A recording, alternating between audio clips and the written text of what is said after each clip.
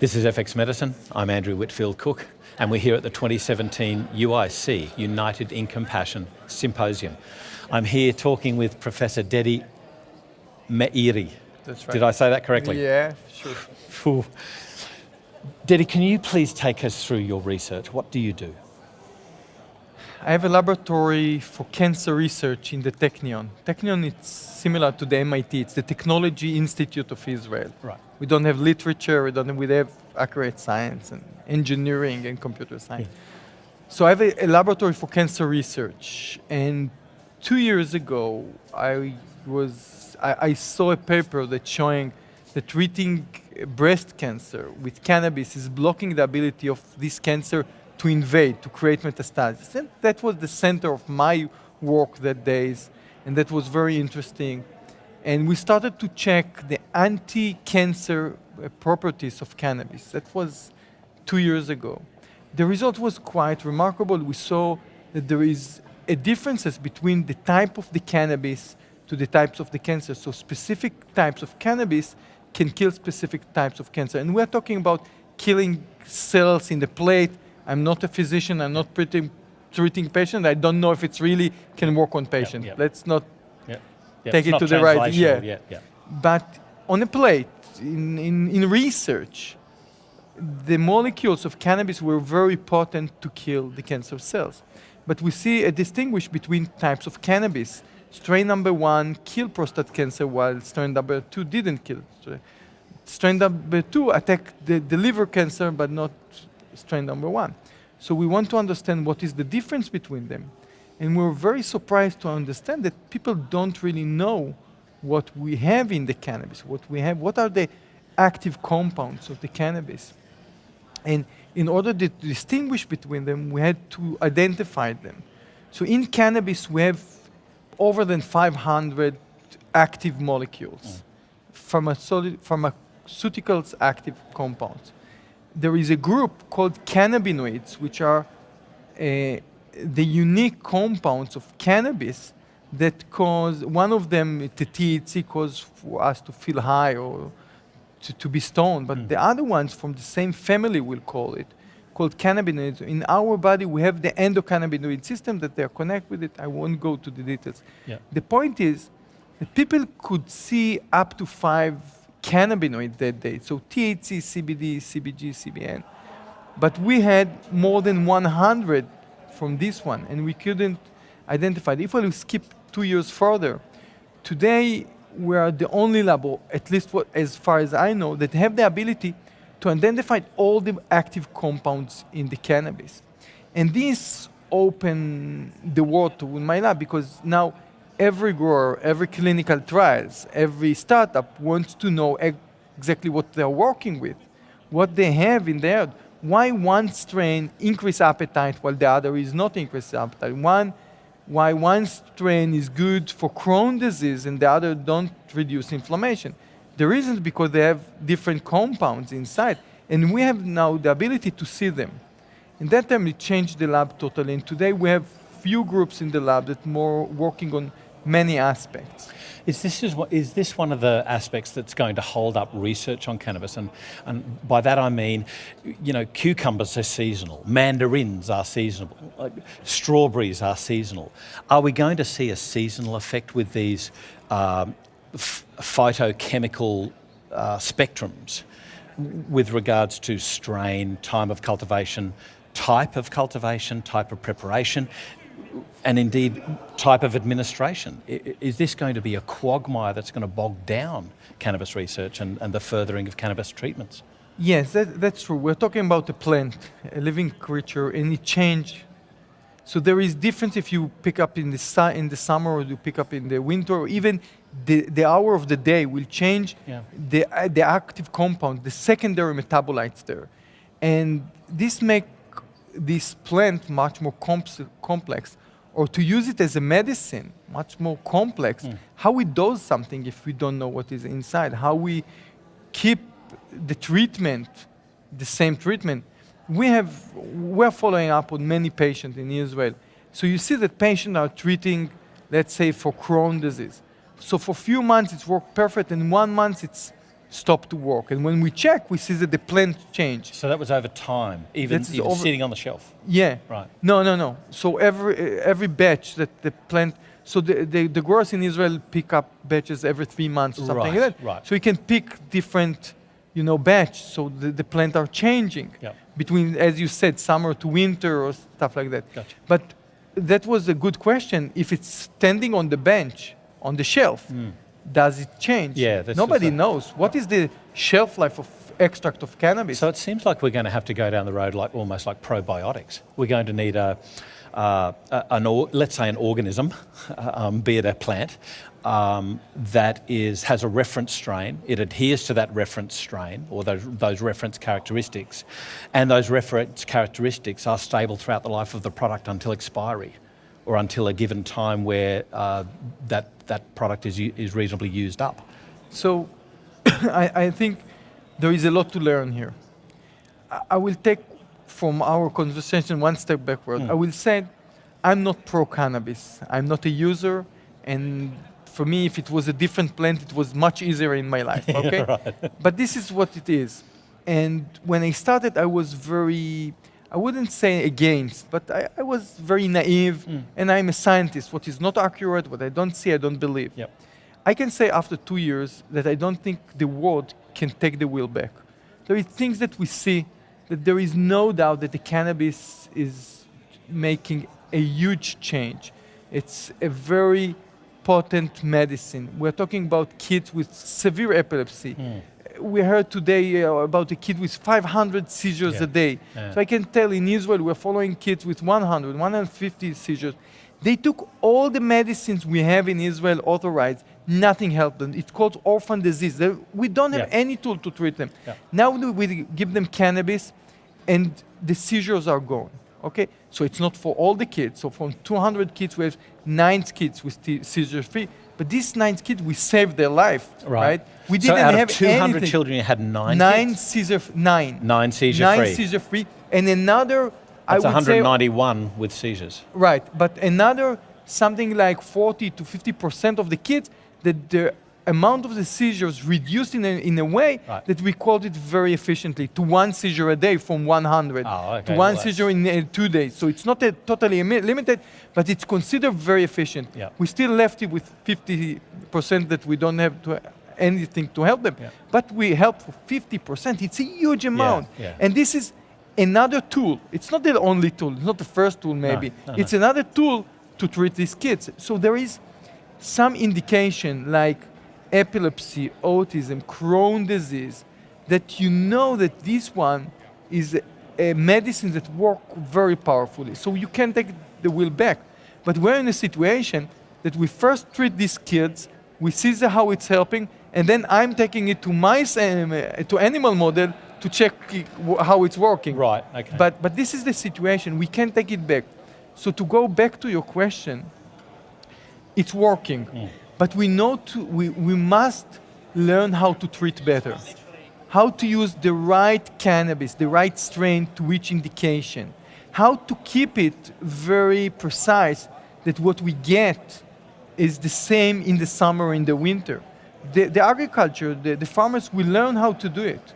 We need to learn what is changing. So I can tell you that if you change the light, you're taking fluorescent light versus a yellow light. I don't know if my translation from Hebrew is correct, it's okay. but you totally change the frequency. So you totally change the cannabis. You're changing the molecules inside. Absolutely. So we need to learn how to grow it accurately.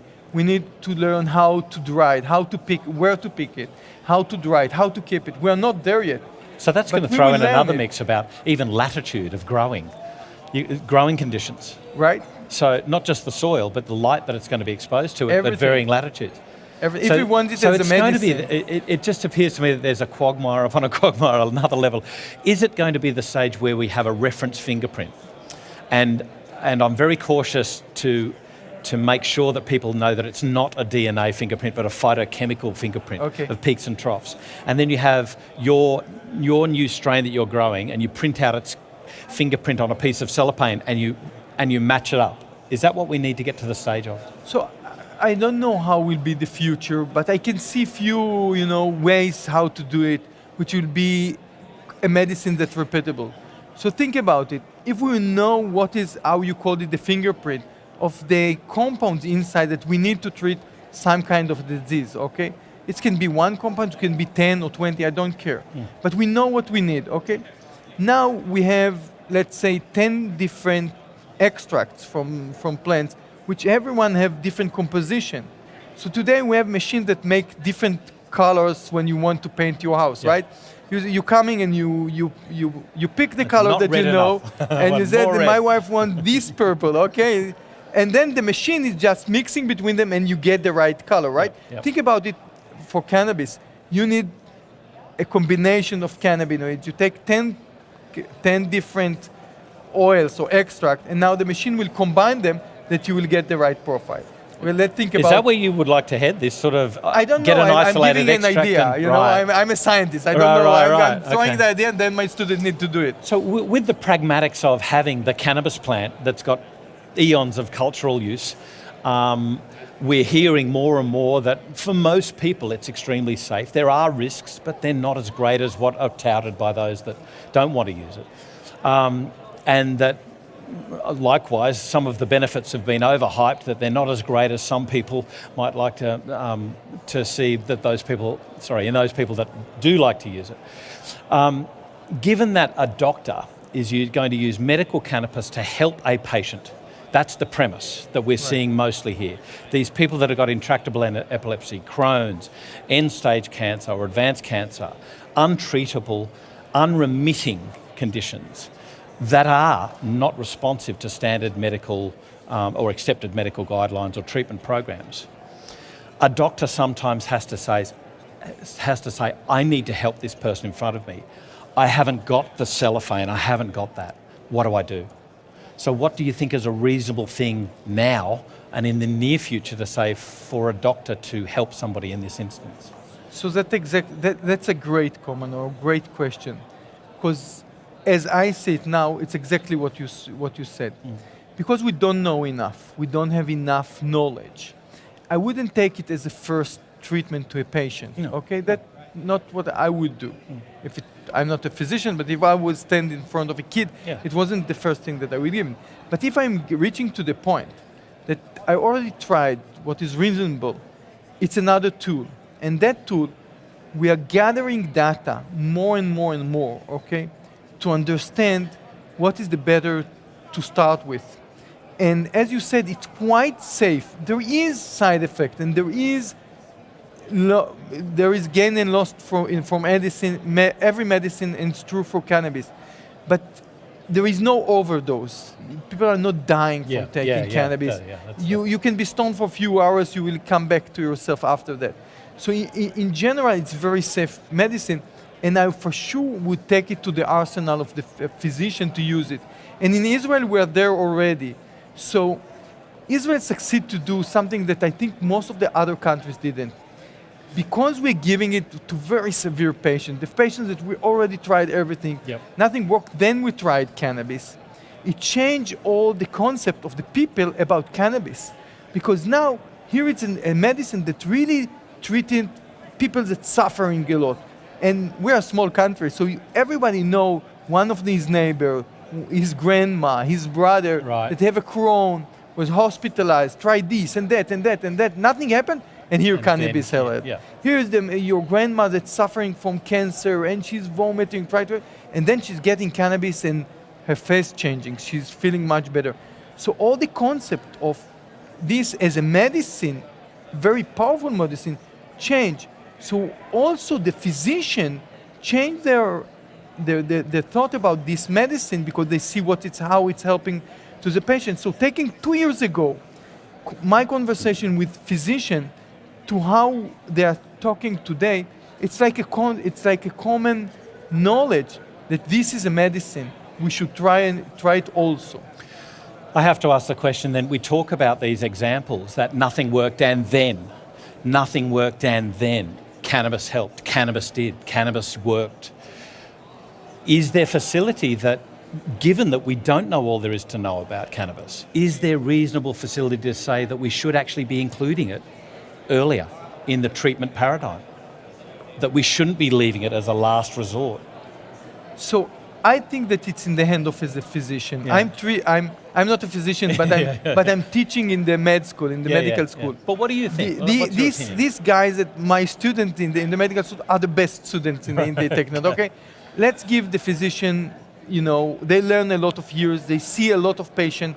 They have the variety to decide. To my opinion, it should be in the arsenal of the physician, and he should decide if to take it as a first treatment, the second, or the last, according to which disease we want to treat. Right. If you have a good medicine to this to this one that work on 90% of the patient, you shouldn't replace it with cannabis. But if it's something that the medicine itself causes many bad reaction and it's very poison, maybe cannabis should come before. We need to give it back the power to the physician as a treatment. Because in the end, when my son is sick, I'm going to see a physician. I'm not going to see, my brothers that use cannabis. Yeah. So This is this whirlpool that I keep on coming back to. Is that we keep on going, politicians, patients, medical, health departments, medicos, and it keeps on going round. Everybody's passing the blame, and it keeps on coming back to education of the physician, whether or not they want to or choose to prescribe it at a given point in time for any given disease, whether they are pro or against. It comes back to that they basically have a duty of care to know about the medicinal use of cannabis, to find out if it is appropriate for a given condition. So therefore, where is Israel ahead of the game with regards to education, and where do we need to head in Australia? So first, I think education is one of the most important things. We can educate about the endocannabinoid system that the physician need to know more than this. Yeah. We can educate about the plant and the compounds. We are not in the stage that we can educate the physician what to treat to his indication or if it's help or not, because we don't have the knowledge. Nobody in the world has the knowledge. And for that regard, I just want to point that we have a huge project in my lab. We call it the database project.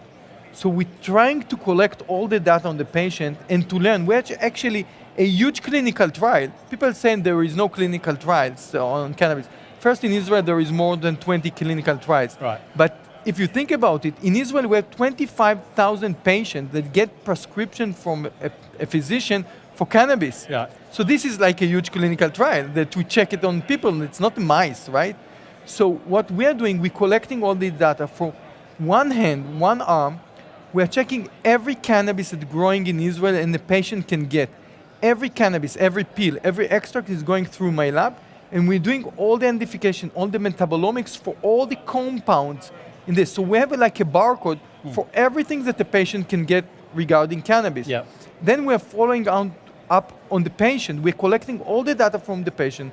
We built a very smart questionnaire for every indication. We're collecting this data, and now we want to gather this data together to understand what are the compounds, what is the strains, or what is the compositions of materials that are important to each kind of indication, or even not indication. What is you need in this strain to increase appetite, to sleep better, to make you very alert or very sleepy. Yep. And I think this one, when we will have this result, then it should pass to the physician to decide how to treat the patient better, even not for the main reason, for all the side effects or all the other symptoms that you want to treat. The point is that we don't have the data to educate the physician today. Okay, but a psychiatrist, for instance, will basically, this may be a little bit of a glib comment, but will basically flip a coin. They get about a 50% response rate from the first psychiatric medication they'll choose for depression, for instance. So it's not like it's an 80% or a 90% guess, or educated guess. It really is this sort of, I'll choose this drug and I'll see how they go. Couldn't we adopt that framework with regards to cannabis and say, I'll try this and see how they go, given that they've exhausted all other avenues? So we are trying, and this is like a race, because we first gave the medicine, now we're doing a race to learn about it and to treat better. And it will be improved very fast and very fast. to come back to your question before, because I'm not sure that I answer it.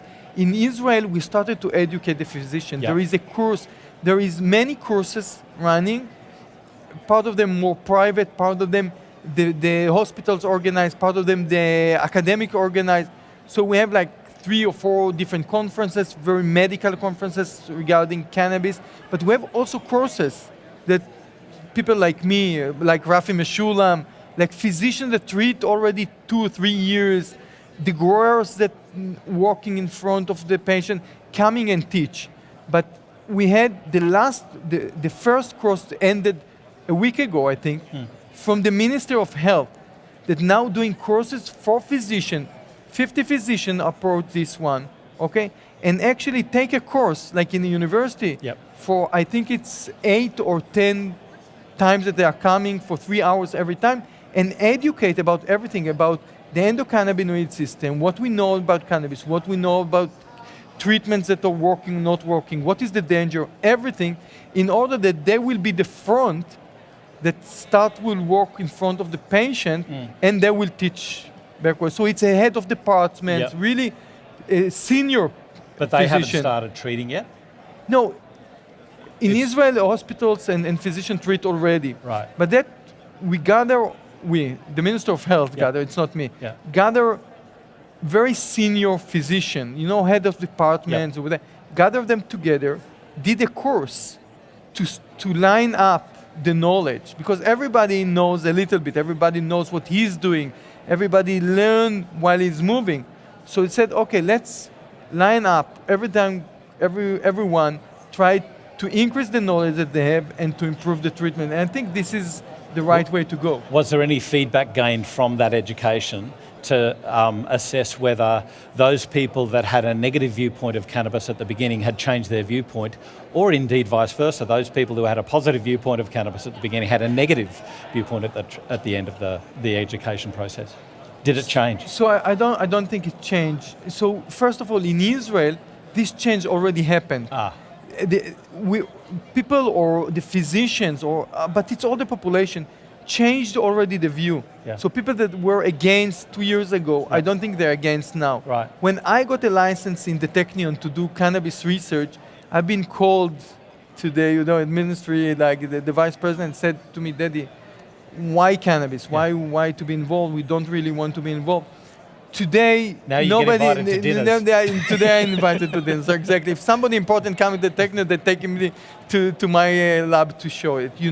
But it's also with the physician. You see, doctors that I met with them a year ago, how everything changed. Everybody is on the boat today. How to treat? What is the dosage? To do it slowly. I agree with them. I don't want to run fast.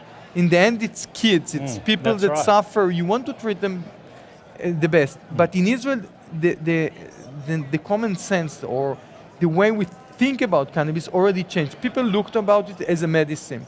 If you ask regarding this group of physicians, I think this group already come prepared, because there are already so many patients of them with using cannabis. It's a good point to educate somebody after you have a good basic. They have a good basic, they know what they're missing, and now you're filling the gaps. Even when I went there to give a talk, the questions that came to me was smart questions. It wasn't very basic of people that don't know. It was people that already educate themselves, and they just now to fill the gaps that they have in order to be in the maximum knowledge. But we need to remember that the maximum knowledge, it's still very shallow. Yeah. Well, I can only hope that enough medicos in Australia do enough education that at least they can start to inform government from a point of at least some knowledge rather than the ignorance that's there at the moment. Given that it's not here, at the moment it seems that the bureaucrats are getting advice from people that have very little knowledge, or indeed a lot of preconceived bias. So I want to comment on this, on the bureaucracy and everything. Yeah. In Israel, it's still, it's always, the bureaucracy is bureaucracy. I must say, I'm getting all the support you can imagine. Like I'm always saying that I have a license to kill. Okay, I have everything that I ask for the minister. License to live. To live, yeah. No, I can do everything. I can drive with cannabis, I can buy cannabis, I can import cannabis. everything that I asked for the Minister of Health, I got immediately permission, immediately. Every help that I need from the hospitals, from the patient, everybody is helping. But even by subsidy, by grants, I have 2 big grants from the Minister of Agriculture and Minister of Health to do the cannabis research, Right. okay? So there is really supportive, everybody is really supporting to gain more knowledge. And even the pharma companies that people are saying they want to block it, I don't see it. They are very supportive. Teva company came to me and said, if you need our facility, if you need something, we will help you anything. They didn't ask for anything, but said, we think what you're doing is very important. It's leading. If you need something for us, just tell us. Okay. So you need to remember that Israel is a small place. I did with his sister, I went with a bachelor, and you know everybody from everywhere. Yeah. But still, there is nobody is blocking our work. They're just supporting, which is a good feeling, you know. I could talk to you for about 3 or 4 hours, but I think so. that needs an alcoholic beverage in front of us. Deidi Meiri, thank you Thank so you very much for joining us. Thank you for having me. This is FX Medicine. I'm Andrew Whitfield Cook.